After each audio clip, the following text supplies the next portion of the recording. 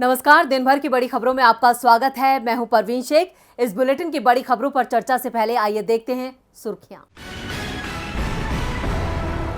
गृह मंत्री अमित शाह का दावा, अगले साल तक सुलझा लिया जाएगा असम और अरुणाचल के बीच का सीमा विवाद। दोनों राज्यों के बीच दशकों से चल रहा है विवाद। गुजरात में आदिवासियों के विरोध के बाद Par Tapi Narmada river link project किया गया रद्द। पहले बीजेपी ने प्रोजेक्ट को स्थगित करने का किया था ऐलान, लेकिन चुनावों में हार के डर के चलते अब प्रोजेक्ट कर दिया गया रद्द। गुजरात में इसी साल होने हैं विधानसभा चुनाव। तेलंगाना के सीएम के चंद्रशेखर राव की बेटी कविता का पीएम मोदी पर तंज, कहा मोदी है तो मुश्किल है, जीडीपी पाताल में, महंगाई आसमान में। महाराष्ट्र सरकार में मंत्री नवाब मलिक की मुश्किलें बढ़ी, ईडी की चार्जशीट पर कोर्ट की टिप्पणी, कहा डी कंपनी के साथ मिलकर नवाब मलिक ने रची प्रॉपर्टी हड़पने की साजिश। तो ये थी सुर्खियां। अब आइए बात करते हैं आज की सबसे बड़ी खबर की। Rahul Gandhi idea for India सम्मेलन में हिस्सा लेने के लिए लंदन गए हुए हैं। कार्यक्रम में राहुल गांधी ने मोदी सरकार की नीतियों को अपने निशाने पर लिया, उन सभी मुद्दों को उठाया जिनके जवाब मोदी सरकार देने को तैयार नहीं है। इस खबर पर हम विस्तार से चर्चा करेंगे। आज आजम खान को लेकर भी यूपी की राजनीति में जबरदस्त हलचल देखने को मिली। आजम जेल से छूट चुके हैं और अखिलेश यादव उनसे मिलने की तैयारी कर रहे हैं। इसके अलावा जानेंगे डीयू के प्रोफेसर को क्यों किया गया गिरफ्तार, जिस पर छात्रों ने मचा दिया हंगामा। बात करेंगे राजस्थान में सीएम उम्मीदवारी को लेकर बीजेपी में छिड़े घमासान की। साथ ही जानेंगे ओम प्रकाश चौटाला की फिर क्यों बढ़ गई मुश्किलें। और भी बहुत सी खबरें हैं जिन पर हम विस्तार से चर्चा करेंगे और आपको रूबरू कराएंगे। लेकिन आइए बढ़ते हैं अपनी आज की सबसे बड़ी खबर की ओर। तो दोस्तों, राहुल गांधी ने लंदन में आइडिया फॉर इंडिया सेमिनार में एक ऐसी बात कह दी जिस पर हंगामा मच गया है। बीजेपी के पास राहुल के किसी सवाल का जवाब नहीं है। वैसे पहले भी राहुल ने जो सवाल उठाए हैं, मोदी सरकार ने कभी उनके जवाब नहीं दिए और अब इस बार भी बीजेपी के पास राहुल के सवालों का जवाब नहीं है। इसलिए बीजेपी जवाब देने की जगह उल्टा राहुल पर ही सवाल उठा रही है। तो आखिर क्या कहा राहुल गांधी ने जिससे मुश्किल में दिख रही है बीजेपी? कांग्रेस के पूर्व अध्यक्ष राहुल गांधी ने एक बार फिर मोदी सरकार को निशाने पर ले लिया और बीजेपी की नीतियों की जमकर धज्जियां उड़ाई। इतना ही नहीं, देश के मौजूदा हालात पर भी राहुल गांधी ने चिंता जताते हुए सरकार को आड़े हाथों ले लिया। लेकिन अपनी कमियां सुनना बीजेपी को पसंद नहीं आया और उन्हें मिर्ची लग गई, जिसके बाद बीजेपी की तरफ से अपनी सफाई पेश की जा रही है और इस मुद्दे पर बहस छिड़ गई है। दरअसल ये पूरा वाकया है आइडिया फॉर इंडिया सम्मेलन का, जिसमें शिरकत करने के लिए राहुल गांधी लंदन पहुंचे। वैसे तो राहुल का ये दौरा शुरुआत से ही सुर्खियों में बना हुआ है। राहुल गांधी ने अपने भाषण में बीजेपी और मोदी सरकार की नीतियों पर कई सवाल खड़े किए, साथ ही कई गंभीर आरोप भी लगाए। लंदन की कैम्ब्रिज यूनिवर्सिटी में हुए सम्मेलन में राहुल ने बताया कि कैसे भारत के मूल विचारों को दबाया और बर्बाद किया जा रहा है। उन्होंने कहा कि कांग्रेस पहले जैसा भारत हासिल करना चाहती है, इसके लिए लड़ाई लड़ रही है, लेकिन भारतीय जनता पार्टी हमारी आवाज को दबाने की कोशिश कर रही है। राहुल गांधी ने कहा कि उनकी पार्टी भारत को फिर से हासिल करने के लिए लड़ाई लड़ रही है। बीजेपी लोगों की आवाज दबाती है और हम लोगों की आवाज को सुनने के लिए काम कर रहे हैं।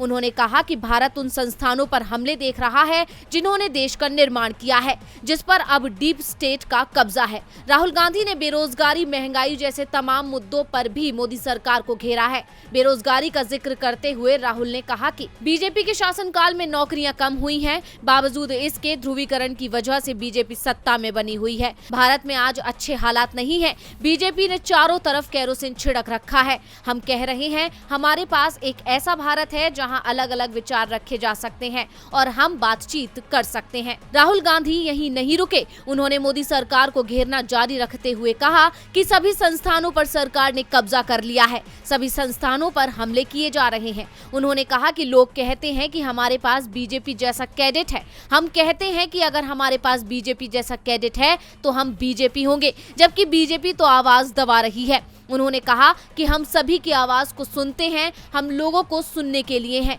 यानी राहुल ने अपने भाषण के जरिए जहां देश के हालात पर चिंता जताई तो मोदी सरकार को जमकर खरी खोटी भी सुनाई। लेकिन इस बात से सभी वाकिफ हैं कि देश में इस वक्त तानाशाह सरकार है और उसे अपनी कमियां सुनना पसंद नहीं है। ऐसे में बीजेपी को मिर्ची लगना तो लाजमी है। ऐसे में अब राहुल के इन बयानों पर बीजेपी की तरफ से पलटवार किया गया है और अपने बयान के जरिए बीजेपी ने राहुल पर भारत का अपमान करने करने का ही आरोप लगा दिया। इतना ही नहीं, बीजेपी ने कहा कि कांग्रेस हाथ में केरोसिन लेकर चलती है। 1984 से कांग्रेस हाथ में केरोसिन लेकर चल रही है। कांग्रेस चाहती है कि देश में आग लगी रहे। यानी बीजेपी के इस तरह के आरोप उसकी खिसियाहट को साफ जाहिर कर रहे हैं। लड़ाई लोकतंत्र को बचाने की है, देश की धरोहर को बचाने की है, देश में सांप्रदायिक सौहार्द को बचाने की है। राहुल गांधी इन्हीं मुद्दों को उठा रहे हैं। राहुल के सवालों का बीजेपी के पास जवाब नहीं दिख रहा है। दूसरी ओर यूपी में मुख्य विपक्षी पार्टी भी एक सवाल का जवाब तलाश रही है। पार्टी के विधायक आजम खान किसके साथ जाएंगे? वैसे इस सवाल का जवाब कल मिल सकता है। आजम और अखिलेश के बीच कल यानी 22 मई को मुलाकात हो सकती है। अखिलेश यादव ने आजम खान को मनाने की कोशिशें तेज कर दी हैं। वो आजम से मिलने की तैयारी कर रहे हैं और ये मुलाकात कल यानी 22 मई को हो सकती है। आजम सपा के विधायक हैं। सपा ने 21 मई को विधायक दल की बैठक बुलाई थी। तभी अचानक खबर आई कि आजम को जमानत मिल गई है। वो 20 मई को रिहा हो गए। आजम सीतापुर से सीधे रामपुर गए। रामपुर पहुंचते ही रात हो गई। उनकी ओर से मैसेज भेज दिया गया कि इतनी जल्दी वो बैठक के लिए लखनऊ नहीं पहुंच पाएंगे। आजम की मजबूरी देख सपा ने विधायक दल की बैठक ही टाल दी। अब ये बैठक 22 मई को बुलाई गई है। बैठक यूपी विधानसभा के बजट सत्र को लेकर बुलाई गई है। यूपी विधानसभा का बजट सत्र 23 मई से शुरू हो रहा है। आजम खान साफ कर चुके हैं कि वो बजट सत्र में हिस्सा जरूर लेंगे, इसलिए वो लखनऊ जाएंगे। उनके सपा विधायक दल की बैठक में शामिल होने के भी संकेत हैं और इसी बैठक से पहले अखिलेश और आजम की मुलाकात भी हो सकती है। अखिलेश ने रामपुर में अपने दूत भी भेजे हैं। आजम खान जब सीतापुर जेल में बंद थे तो उस वक्त भी अखिलेश ने अपने दूतों को भेजा था। सबसे पहले रविदास मेहरोत्रा आजम से मिलने सीतापुर जेल पहुंचे, लेकिन आजम खान ने उनसे मिलने से इनकार कर दिया था। कहा था कि तबीयत ठीक नहीं है। इसके बाद सोहेल देव भारतीय समाज पार्टी के अध्यक्ष ओम प्रकाश राजभर को भी भेजने की तैयारी की गई। राजभर ने मुलाकात का संदेश भिजवाया, लेकिन आजम ने राजभर से भी मिलने से मना कर दिया, जिसके बाद जेल प्रशासन ने राजभर को आजम से मिलने की अनुमति नहीं दी। लेकिन अब आजम खान रामपुर में अपने घर पर हैं। अखिलेश के दूतों की उनसे मुलाकात की खबरें आ रही हैं। अखिलेश आजम को अपने साथ रखने की तैयारी कर रहे हैं।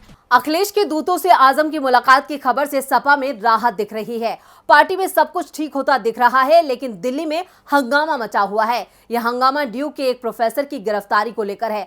छात्रों ने पुलिस की कार्रवाई पर सवाल उठाए हैं। तो आखिर क्यों हुई प्रोफेसर की गिरफ्तारी, आइए देखते हैं ये रिपोर्ट। ज्ञानवापी मस्जिद विवाद ने देश में नए तरह के हालात पैदा कर दिए हैं। लोग बढ़ती महंगाई और बेरोजगारी से ज्यादा मंदिर मस्जिद और हिंदू मुसलमान जैसे मुद्दों में ज्यादा उलझे हुए नजर आ रहे हैं। और जब कोई इस पर सरकार की आलोचना करता है तो उसे जेल में डाल दिया जाता है। दिल्ली यूनिवर्सिटी के प्रोफेसर रतन लाल का गुनाह सिर्फ इतना था कि उन्होंने ज्ञानवापी मस्जिद विवाद पर अपनी राय रखी थी। आज वो जेल में है, जिसको लेकर डीयू के छात्रों ने विरोध प्रदर्शन किया है और प्रोफेसर को रिहा करने की मांग की है। प्रोफेसर की गिरफ्तारी से नाराज छात्रों ने आज भी हंगामा किया है और प्रोफेसर रतन लाल की जल्द रिहाई की मांग कर रहे हैं। अपनी गिरफ्तारी पर रतन लाल ने कहा है कि फुले, रविदास और अंबेडकर से हिंदू धर्म में आलोचना की एक लंबी परंपरा है।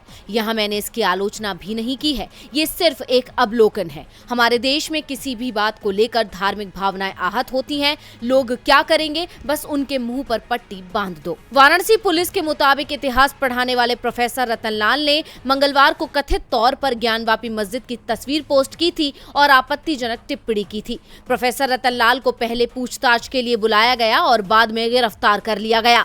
उन्हें शुक्रवार रात गिरफ्तार किया गया था। रतन लाल के खिलाफ आईपीसी की धारा 153A और 295A के तहत सामाजिक कार्यकर्ता की शिकायत पर मामला दर्ज किया गया था। मंगलवार देर रात साइबर थाने में एफआईआर दर्ज की गई थी।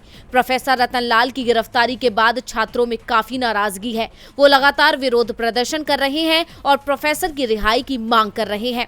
अब बोलने की आजादी पर प्रतिबंध लगाने की तैयारी। दिल्ली यूनिवर्सिटी के प्रोफेसर रतन लाल की गिरफ्तारी पर सवाल खड़े हो रहे हैं। रतन लाल को दिल्ली की 30 हजारी कोर्ट ने जमानत पर रिहा कर दिया है, लेकिन इस पूरे मामले से बीजेपी बैकफुट पर नजर आ रही है। पार्टी के नेता भी उसकी परेशानी का कारण बन रहे हैं। बीजेपी की परेशानी राजस्थान में पार्टी नेताओं ने अलग से बढ़ा दी है। राजस्थान में बीजेपी का चिंतन शिविर चल रहा है, लेकिन चिंतन शिविर में पार्टी के अंदर बड़ी टूट के संकेत मिलने लगे हैं। राजस्थान में राज करने वाली बीजेपी लगातार दम भर रही है, लेकिन पार्टी किस चेहरे के दम पर चुनावी मैदान में उतरेगी ये अभी तक साफ नहीं था। कभी राजे खुद को आगे बताती थी तो कभी पुनिया के समर्थक हुंकार भरते थे, लेकिन अब आलाकमान ने साफ कर दिया है कि राज्य में होने वाले चुनाव में केवल पीएम मोदी का चेहरा ही आगे होगा। किसी भी दूसरे नेता के चेहरे के दम पर चुनाव नहीं लड़ा जाएगा। दरअसल राजस्थान की राजधानी जयपुर में चल रही बीजेपी के राष्ट्रीय पदाधिकारियों की बैठक का आज अंतिम दिन है। इस दौरान राष्ट्रीय अध्यक्ष जेपी नड्डा ने साफ कर दिया कि विधानसभा चुनाव 2023 में बीजेपी का चेहरा पीएम मोदी और कमल का फूल ही रहेगा। हाईकमान के इस फैसले से कई सवाल खड़े हो रहे हैं कि क्या बीजेपी के पास राजस्थान में कोई चेहरा नहीं है? क्या बीजेपी में छिड़ी कलह अभी शांत नहीं हुई है? इस फैसले से क्या सभी नेता खुश हैं? इन सवालों के बीच कयास लगाए जा रहे हैं कि पार्टी के फैसले से दिग्गजों के बीच राड़ छिड़ गई है। खासकर वसुंधरा राजे खासी नाराज हैं। वसुंधरा समर्थकों ने पीएम मोदी को चेहरा मानने से इनकार कर दिया है। एक समर्थक नेता ने कहा कि वसुंधरा राजे की अनदेखी से विधानसभा चुनाव में नुकसान होगा। उनका राजस्थान में क्रेज है। विरोधी गुट वसुंधरा पर नकेल कसने की कोशिश कर रहा है। दरअसल समर्थक विधायक राजे को राजस्थान की सियासत में पायलट जैसी स्थिति में देखना चाहते हैं। समर्थकों का आरोप है कि शेखावत और पुनिया बार बार पीएम मोदी का नाम आगे कर सीधे तौर पर वसुंधरा पर टारगेट कर रहे हैं। समर्थकों की इस नाराजगी के बाद कयास लगाए जा रहे हैं कि राजे अपनी अलग पार्टी बना सकती हैं। अगर ऐसा हुआ तो बीजेपी के लिए काफी परेशानी खड़ी हो सकती है। वसुंधरा राजे सिंधिया को सीएम उम्मीदवार नहीं बनाया गया तो वो बड़ा फैसला ले सकती हैं। वसुंधरा की नाराजगी बीजेपी पर भारी पड़ सकती है, तो वहीं हरियाणा के पूर्व सीएम ओम प्रकाश चौटाला पर उनका ही फैसला भारी पड़ता नजर आ रहा है। दिल्ली की अदालत ने उन्हें दोषी ठहरा दिया है और अब सजा सुनाने की तैयारी है। तो किस मामले में दोषी ठहराए गए ओपी चौटाला, देखते हैं ये रिपोर्ट। साल 2019 में ईडी ने हरियाणा के पूर्व सीएम ओम प्रकाश चौटाला की 3 करोड़ 68 लाख की संपत्तियों को जब्त किया था। इन संपत्तियों में ओम प्रकाश चौटाला के फ्लैट, प्लॉट और जमीन शामिल थे। जब्त की गई संपत्ति नई दिल्ली, पंचकुला और सिरसा में मौजूद थी। ये कार्रवाई आय से अधिक संपत्ति के मामले में मनी लॉन्ड्रिंग के तहत की गई थी। आपको बता दें कि पूर्व सीएम ओम प्रकाश चौटाला को जनवरी 2013 में जेबीटी घोटाले में दोषी करार दिया गया था। इनेलो सुप्रीमो को प्रिवेंशन ऑफ करप्शन में 7 साल और षड्यंत्र में दोषी पाए जाने पर 10 साल की सजा सुनाई थी। आज फिर हरियाणा के पूर्व मुख्यमंत्री ओम प्रकाश चौटाला को आय से अधिक संपत्ति रखने के मामले में दोषी करार दिया गया है। अब कोर्ट ओम प्रकाश चौटाला की सजा पर 26 मई को बहस करेगी। सुनवाई के दौरान ओम प्रकाश चौटाला कोर्ट रूम में मौजूद थे। इससे पहले 19 मई को राउज एवेन्यू कोर्ट ने आय से अधिक संपत्ति रखने के मामले में अपना फैसला सुरक्षित रख लिया था। अब इस नए मामले में उन्हें एक बार फिर जेल हो सकती है। आपको बता दें, जेबीटी भर्ती घोटाला मामले में पिछले साल ओम प्रकाश चौटाला की सजा पूरी हो गई थी। ऐसे में उन्हें 2 जुलाई 2021 को तिहाड़ जेल से रिहा कर दिया गया था।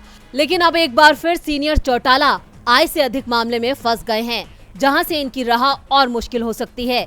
और बुलेटिन के आखिर में बात फिर आरबीआई की शरण में पहुंची मोदी सरकार की। देश की आर्थिक स्थिति इस वक्त ठीक नहीं चल रही है। रुपया लगातार रुला रहा है तो महंगाई आसमान छू रही है। आलम यह है कि विदेशी मुद्रा भंडार भी खाली होता जा रहा है। अब तो ऐसा लगता है जैसे मानो मोदी सरकार भी कंगाल हो चुकी है। इसलिए वो एक बार फिर अपना खजाना भरने के लिए आरबीआई का सहारा लेने जा रही है। भारत विकास के मामले में नए आयाम छूने की बजाय महंगाई के नए रिकॉर्ड बना रहा है, जिससे जनता त्रस्त हो चुकी है। अब इस देश की स्थिति तभी संभल सकती है जब मोदी सरकार अपने खजाने से हर सेक्टर को तरक्की की राह पर ले जाए। लेकिन नाकाम नीतियों की वजह से सरकार के पास पैसा ही नहीं बचा है। इसीलिए उसकी नजर अब आरबीआई के खजाने पर है। वो एक बार फिर देश के सबसे बड़े बैंक से पैसा लेने जा रही है। भारतीय रिजर्व बैंक वित्त वर्ष 2022 के लिए केंद्र सरकार को लाभांश के रूप में 30,307 करोड़ रुपए दे रहा है और बोर्ड ने इसकी मंजूरी दे दी है। इसके साथ ही बोर्ड ने आकस्मिक जोखिम बफर यानी कंटीजेंसी रिस्क बफर को 5.5% पर बरकरार रखने का फैसला किया है। ये डिविडेंड ऐसे समय में दिया जा रहा है जब आरबीआई खुद बुरे दौर से गुजर रहा है, जिसके चलते आरबीआई की तरफ से कोई राहत नहीं मिल रही है और आने वाले समय में ऐसी कोई उम्मीद भी नहीं की जा सकती। अभी हाल ही में रिजर्व बैंक ने रेपो रेट में बढ़ोतरी कर आम आम जनता को झटका दिया था। भारतीय रिजर्व बैंक ने रेपो रेट को 0.40% तक बढ़ा दिया है, जो कि 4% से बढ़कर अब 4.40% हो गया है। वहीं कैश रिजर्व रेशियो को 50 बेसिस पॉइंट बढ़ाकर 4.50% कर दिया है। बीते 4 सालों में पहली बार ऐसी बढ़ोतरी की गई है। यानी साफ है कि केंद्र सरकार सिर्फ अपनी जेबें भरने में लगी हुई है और जनता की जेब खाली कर रही है। तो आज इस बुलेटिन में बस इतना ही। देखते रहिए डीवी लाइव। नमस्कार।